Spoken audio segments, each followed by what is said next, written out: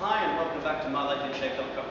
Today I'm going to show you the sort of basics of boxing and what you can integrate as part of your warm-up of your pre-workout is shadow boxing, simple as. But there is a bit of a technique behind it, specifically if you want to sort of progress later on into a type of martial arts, maybe boxing, Muay Thai, or mixed martial arts. And it's pretty straightforward. I'm just going to show you first facing forward and then I'm going to show you on the side so you can really get the technique. So, what you want to do is first you want to figure out what your stance is. If you're southpaw or if you put your left foot forward or so forth. So this is really going to give you a strong stability. Now, depending on what kind of martial arts you're going to do, you're going to have a very different stance. Kung Fu have a very kind of parallel, down to the core kind of stance. Freestyle karate have a very kind of narrow stance in order to sort of prevent the width of the target size. And then as you progress into sort of boxing, Muay Thai, mixed martial arts at least, it's going to be slightly in the middle, in between. So you want to have your legs slightly shoulders width, so you can sort of bounce forward and bounce backward as you need to. Specifically, if you're going to go into mixed martial arts and you need to do takedowns, or you need to sort of go down very quickly and sort of slow back up.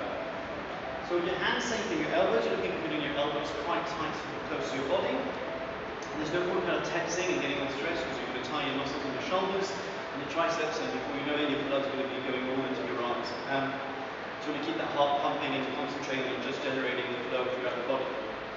So what you want to do is get your elbows in and get your sort of hands about chin size. So chin's usually going to be a bit kind of down. You can train with a tennis ball underneath your chin if that's easier for you. And keep in mind that you usually have at least mitts with gloves or what have you to defend your face. So the jab, the number one kind of one-on-one boxing you're going to learn is you're going to throw your jab, and as you throw your jab, notice how my right hand stays close to my head. Okay? You don't want to be doing this because you're opening up a huge window of opportunities for your opponent. Okay? You don't want to be doing this. So when your jab goes up, the right hand stays here so that you can take any sort of impact, maybe a kick or a punch or what have you. Okay, so you want to throw your punch, and as I'm throwing it, I'm twisting it.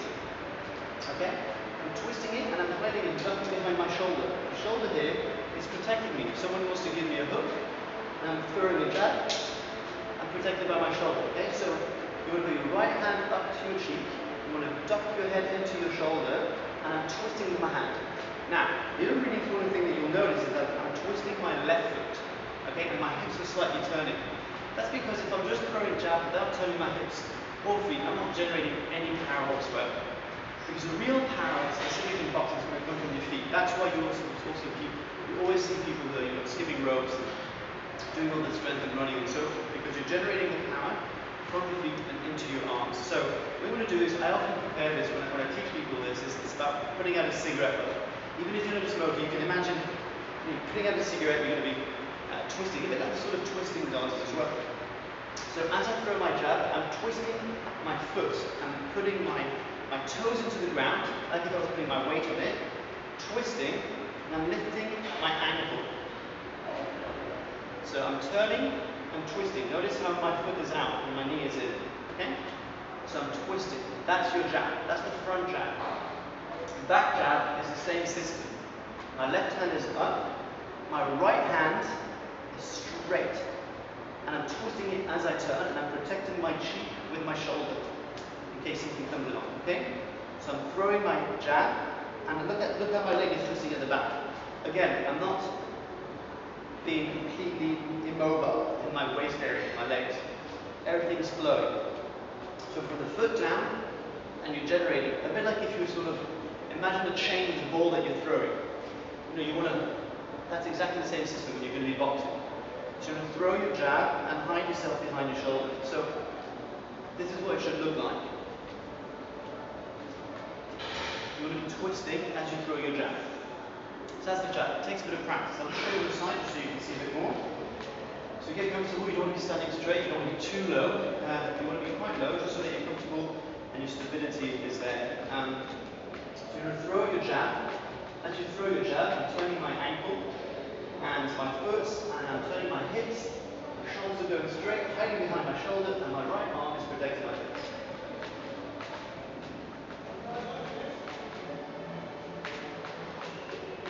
That's what it looks like on So practice the jab as long as it needs to, because your jab is really going to be your sort of foundation to your boxing. You know, jab keeps the opponent away from you. It also has like this sort of good impact, and it's just an all-around really great move to master. Now, the other one is going to be the hook. We've all seen it filmed, people throwing massive hooks, and you know, when you see people in the street, you know, they go like sort of swinging left, right, and centre.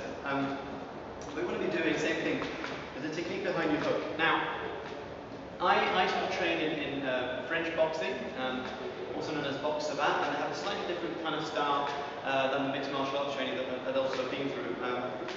But either way, it's the same system. You're going to have your elbows in, your chin is down, your hands are up, and you're in your stance. And to throw your hook, what you're going to be doing is that, in fact, you're going to be sort of arming your hips. So you're going to be turning your hips beforehand. So I'm slightly to the side, but I'm still protecting my face in case something comes. I'm going to throw my hook. Okay? So you want to have a look, and when you replay this video as much as you need, you want to look at my feet, because that's really important, even for my hook. Everything goes with the feet. So as I throw my hook, I'm bending my elbow. Let's say about just under 90 degrees, and my hand is not like this, it's like this, and I'm connecting. Okay? And as I turn, I bring it back. I don't punch and leave it. Okay? So you want to do a hook and bring it back straight away. So you're going to go forward. Look how my knee is bending inwards, my ankle is up, and I'm on my toes. So I'm generating that movement. Imagine a kind of baseball movement. It's the same system, but you're going to do it with your hook. And you're going to bring it back. Okay? You don't want to leave it hanging because you're exposing yourself. So again, that's your hook. On the side it looks like this. Okay?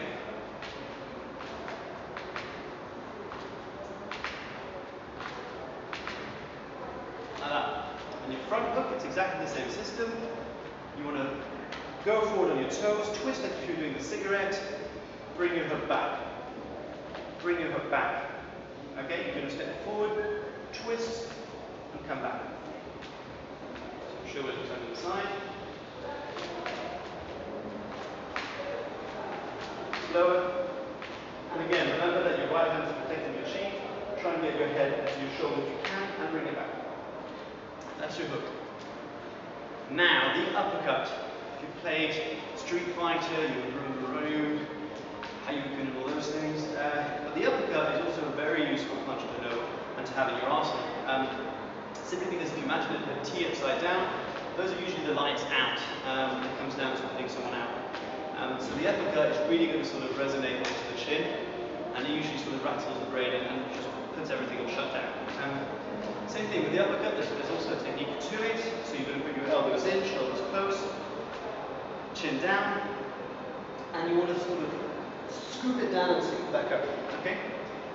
What we're going to do is I'm going to do this very slowly so I can show you the sort of different structures you need to go through. So when you're in your stance, I'm going to go back, dig deep down. As you come up, my toes, my whole leg is straightening. Like if I was coming through an arrow. Okay? So I'll do it again. You go down, you twist, you turn, you lift your fist. I'm protecting again my face, my left arm is still high, and I'm coming back. I'm coming back. I'm coming back. I'm coming back. Okay? So I'll look from this side so you can see better. So my stance. And I go deep and I come back. So I'm digging deep. And you don't have to exaggerate the movement too much because otherwise you're telegraphing what you're going to be throwing. But it is a good exercise to sort of get your hip movement. Because it really is a kind of, you're digging deep and you're going out. Same thing with the front jab, front uppercut. Get in your stance, hands up, we're going to go deep, and you're going in. And you're going in. And you're going in. Okay, so on the side, let's do it.